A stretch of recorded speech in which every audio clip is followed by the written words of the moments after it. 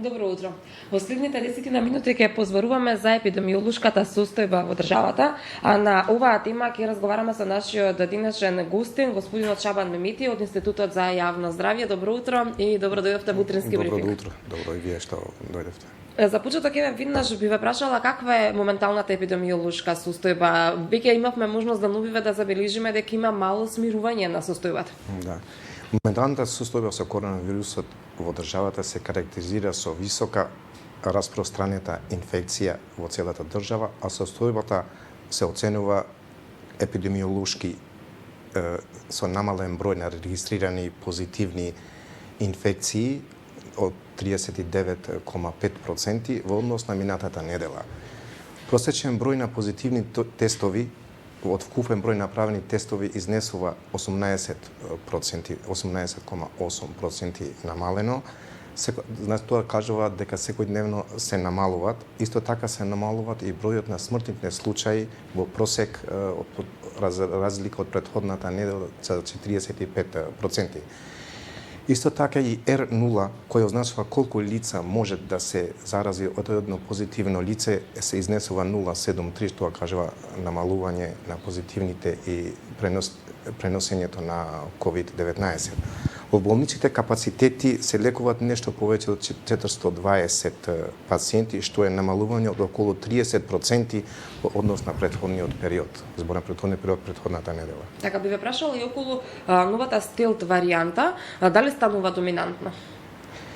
Во секвенционирањето што е направено во Институт за јавно здравје,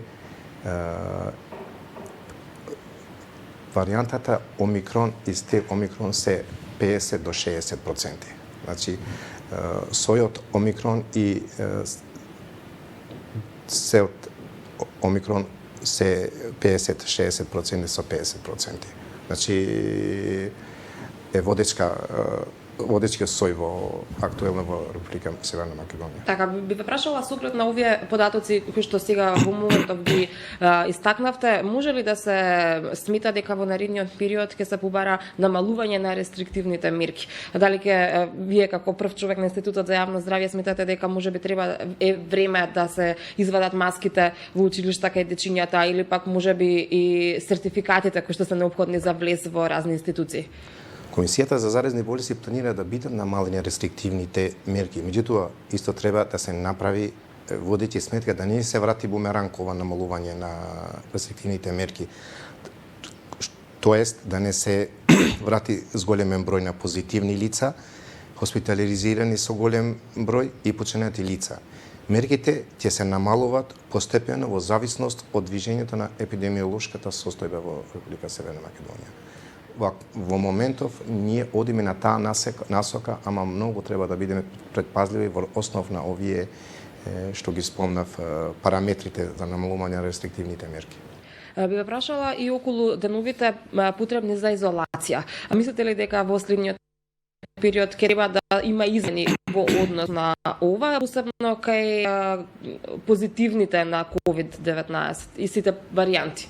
Комисијата има донесено предлог за намалување на до кризниот штаб на владата, генералниот кризни штаб на владата, за намалување на денот на изолација на 7 дена. И останува на ова?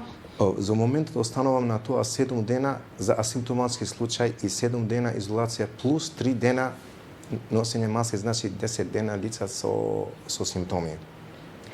Што се однесува до скринингот кај учениците, кој што беше деновиве актуелен и заврши, би ве прашала што е со дечињата кои што беа позитивни, не беа многу, меѓутоа се појавија неколку такви случаи, и што е со нивните другарчиња кои што седеле заедно во иста клупа, да речеме, дали ќе бидат сега и тие тестирани? Мислите ли дека треба да се тестираат и нивните најблиски контакти?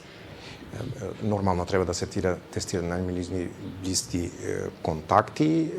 Тоа е проценка на епидемиологот. Например, епидемиолозите од центрите за јавно здравје прават проценка дали првиот контакт, другото дете, треба е асимптоматски или со симптоми и дали треба да се тестира или изолира.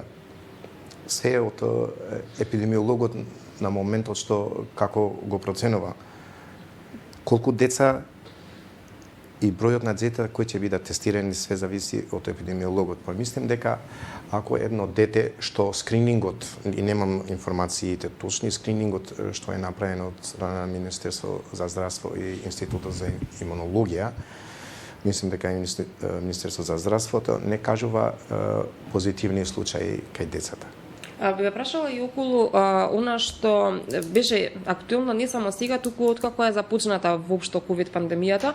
Многу наши граѓани се жалеа дека нема термини за тестирање во Институтот за јавно здравје, во Центарот за јавно здравје, па беа приморани тестирањето да го прават во приватни лаборатории кои што навистина чинат значително повеќе средства за разлика од државните лаборатории.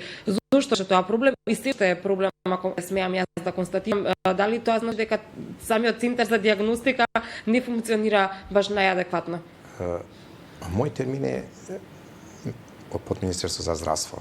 Мој термин прави концепција, распределба на кои лаборатории акредитирани за правење микробиолошки тестови, во овој случај ковид тестови треба да направат.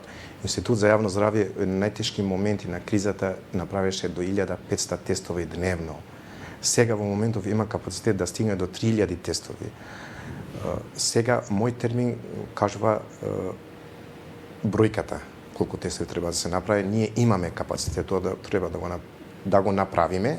Треба да се збори со Министерство за здравство и мој термин зошто не е дозволено повеќе тестови да се направат во одредени диагностички центри, зборам во овој случај Институт за јавно здравје, зашто ние на најтешко време на кризата на ковид сме имале реагенци и сега не збориме веќе дали имаме или немаме реагенци и дали имаме капацитет или немаме. Во моментов Институт за јавно здравје, лабораторија за микробиологија, посебно вирусологија, молекуларна диагностика има капацитет од 2 до 3000 тестови дневно да направи за ковид, диагностика на ковид. Така, а покрај овој капацитет кој што кажувате дека имате можност да го направите, колку се прават дневно кај вас?